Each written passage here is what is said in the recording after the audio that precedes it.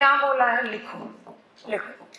A simply supported beam, a simply supported beam subjected to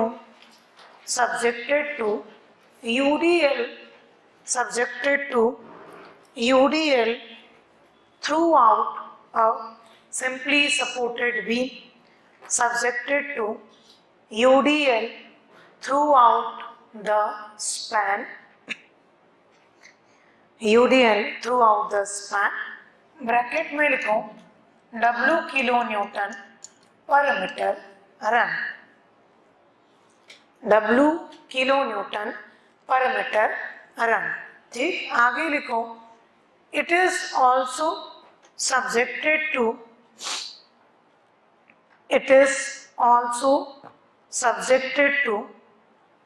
point load capital W capital P लिखो, point load capital P at center, then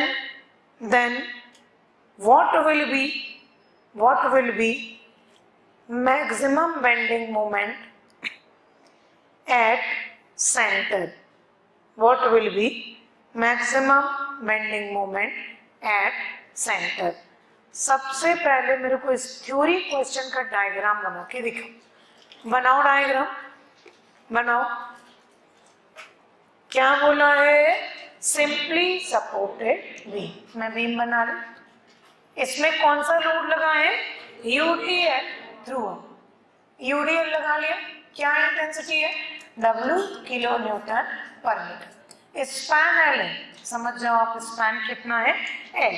और क्या दिया है आगे question में, a point load P कहां पर act कर रहा है, सेंटर पे, सेंटर C, पॉइंट लोड क्या लगा P, यानी ये L/2, ये कितने पे आ गया, L/2। अब क्या निकालने बोला है आपको, इसका bending moment, maximum bending moment कितना होगा, और पूछती हूँ मैं मैक्सिमम बेंडिंग मोमेंट कितना और कहां पर होगा। तो सबसे पहले मेरे को इस बीम को देख के बताओ कि क्या इसको पूरा डिटेल से बना है, कि कोई शॉर्टकट लगा सकते हैं, शॉर्टकट लगाना चाहिए, लगाना चाहिए। देखो, जब आपको ऐसे लोड्स पता है जो इंडिविजुअली एक्ट करते हैं, आपको पता है ना, इसको मैं दो भाग में डिवाइड कर, एक है simply supported beam subjected to UDL, ठीक, एक simply supported beam subjected to point load at centre. आपको दोनों का मतलब पता है, इसके कारण भी बेंडिंग मोमेंट मैक्सिमम आएगा सेंटर पे, इसके कारण भी बेंडिंग मोमेंट मैक्सिमम आएगा सेंटर, क्योंकि ये हर एस्पेक्ट में सिमेट्री है। तो इसको क्या किया, प्रिंसिपल, इसको बोलते हैं प्रिंसिपल ऑफ सुपरपोजिशन, क्या बोलते हैं इसको, principle of superposition. Principle of superposition जो है वो रजनीकांत को फॉलो करता है, किसको फॉलो करता है, रजनीकांत। आपने देखा हिंदी मूवी में क्या होता है, 100 विलन रहेंगे तो भी क्या करेंगे, एक एक करके लड़ेंगे आके, और लास्ट में जीतता कौन है, हीरो, और खासकर रजनीकांत। तो वो जीतते हैं क्यों, क्योंकि वो ये बोलते हैं एक एक करके आओ, पहले यूडीएल आएगा, फिर कौन आएगा, पॉइंट लो, उसको कोई फर्क नहीं पड़े, क्योंकि उसको पता है वो कौन है, हीरो। तो उनके रूल को हम सिविल में फॉलो करते हैं, प्रिंसिपल ऑफ सुपरपोजिशन, समझ में आ रहा है। तो प्रिंसिपल ऑफ सुपरपोजिशन ये बोलता है कि बहुत सारे उसके क्राइटेरिया स्ट्रक्चर में पढ़ेंगे कि अगर एक बीम में बहुत सारे लोड लगे तो उसके इफेक्ट को आप देखने के लिए एक साथ मत देखो, उस लोड को क्या करो, अलग अलग बार लगाओ और सबको क्या कर दो, जोड़ दो। थाली में खाना है, 5 टाइप के आइटम है, 5 को एक साथ खा पाओगे क्या, नहीं, एक एक करके आओ तब स्वाद आएगा। तो वही चीज क्या बोलता है, प्रिंसिपल ऑफ सुपरपोजिशन। इसके कारण बेंडिंग मोमेंट की वैल्यू कितनी आएगी, WL²/8, इसके कारण कितना आएगा, EL/4, हो गया इतना। और इसमें आंसर पूछा था एट, क्या आएगा आपका, मिड स्पैन, ये था इसका आंसर। तो कॉम्बिनेशन क्वेश्चन हमारे पेपर में बनाता है, लिख लो, सॉल्यूशन इतना ही था। और आपको अगर प्रूफ देखना है तो घर जाके इसको सेक्शन लेके बना के देखना, यही आंसर मिलेगा आपको, ठीक। तो ये क्या कहलाता है, principle of super superposition, principle of superposition. ठीक, आ रहा है समझ में? वेरी इंपॉर्टेंट, वेरी इंपॉर्टेंट, ये बार बार पूछा। अब इसका एक और क्वेश्चन बताऊंगी। ठीक, इसका एक और क्वेश्चन मॉडिफाई करके पूछा था। मैक्सिमम बेंडिंग मोमेंट कहाँ पर आएगा? मिड स्पैन या मिड पॉइंट भी लिख सकते हैं। मिड पॉइंट, मिड पॉइंट कौन सा है? सी।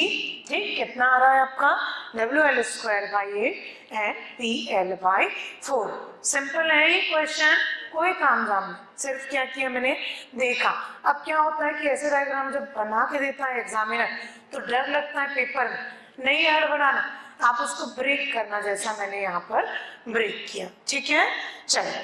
अब एक पेपर में ये सेम क्वेश्चन दिया था और आपको बोला कि what is the deflection at centre.